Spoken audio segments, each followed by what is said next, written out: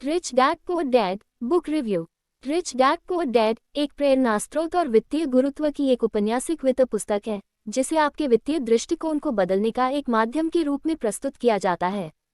लेखक Robert Kiyosaki ने इस पुस्तक में अपने दो पिताओं के वित्तीय दृष्टिकोणों की तुलना की है, एक रिच डैड और एक पुअर डैड। इन दोनों दृष्टिकोणों के माध्यम से वे व्यक्तिगत अनुभवों, उनकी सिखाई गई गलतियों और सही कदमों की चर्चा करते हैं जो उन्होंने अपने जीवन के दौरान प्राप्त किए। पुस्तक का आरंभ होता है जब रॉबर्ट कियोसाकी अपनी बचपन की कहानी सुनाते हैं, जब वे अपने दो पिताओं के साथ के वित्तीय दृष्टिकोणों की तुलना करने का प्रयास करते हैं। एक पुअर डैड जो उनके बायोलॉजिकल पिता है और दूसरा रिच डैड जो उनके मित्र के पिता के रूप में प्रतिष्ठित होते हैं। रॉबर्ट कियोसाकी यहाँ दिखाते हैं कि दोनों पिताएं वित्त संबंधित मुद्दों को अलग अलग दृष्टिकोण से कैसे देखते हैं और इसका कैसा प्रभाव उनके और उनके परिवार के जीवन पर पड़ता है। रिच डैड की पुस्तक में कुछ मुख्य विचार हैं जो व्यक्तिगत वित्तीय सफलता प्राप्त करने के लिए महत्वपूर्ण सिद्ध होते हैं। पहला विचार है संपत्ति और ऋण की समझ।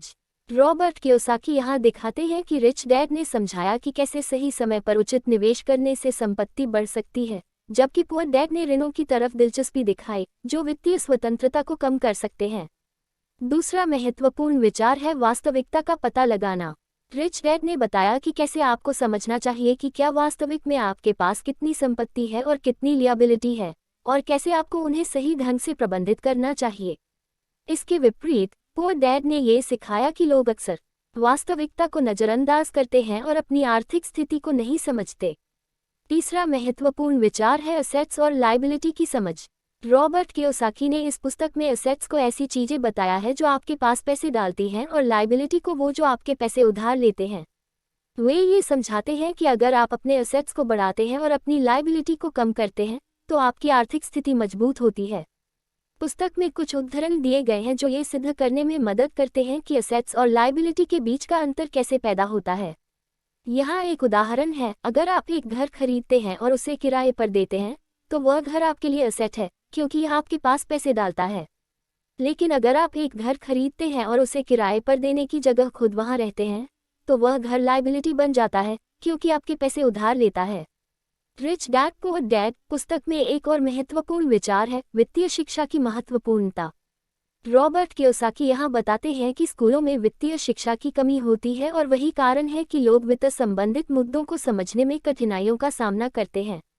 वे इसकी भरपूर आवश्यकता को महत्वपूर्ण मानते हैं और सलाह देते हैं कि आपको वित्तीय शिक्षा प्राप्त करनी चाहिए ताकि आप अपने पैसे को सही ढंग से प्रबंधित कर सकें। पुस्तक में रॉबर्ट कियोसाकी ने व्यक्तिगत वित्तीय दृष्टिकोण की महत्वपूर्णता को स्पष्ट रूप से दिखाया है और ये बताया है कि अगर आप अपने पैसे को सही ढंग से प्रबंधित करना चाहते हैं तो आपको वित्तीय शिक्षा की आवश्यकता होती है। कुल मिलाकर रिच डैड पुअर डैड एक प्रेरणादायक पुस्तक है जो व्यक्तिगत वित्त के मामले में आपके दृष्टिकोण को परिवर्तित करने का प्रयास करती है। ये पुस्तक आपको वित्तीय सफलता प्राप्त करने के लिए सही मार्गदर्शन प्रदान करती है और आपको सोचने के तरीकों में बदलाव लाने में मदद कर सकती है।